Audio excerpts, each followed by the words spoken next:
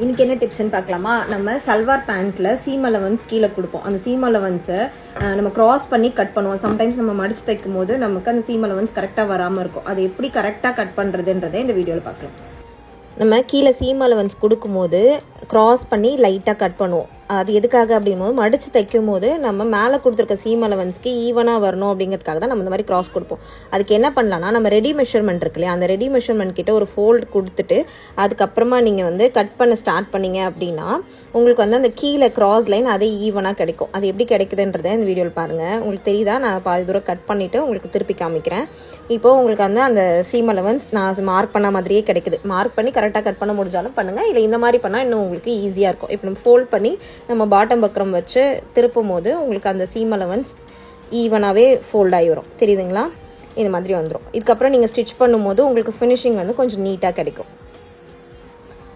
Stitch பண்ணி முடிச்சதுக்கப்புறமா நீங்கள் ஃபினிஷ் பண்ணி எடுத்து பார்க்குறப்ப உங்களுக்கு ரெண்டு சைடும் ஈவனான ஒரு ஃபினிஷிங், உங்களுக்கு கீழே இருக்க பார்ட் வந்து நீங்கள் எக்ஸஸாக ட்ரிம் பண்ணுற மாதிரி இருக்காது.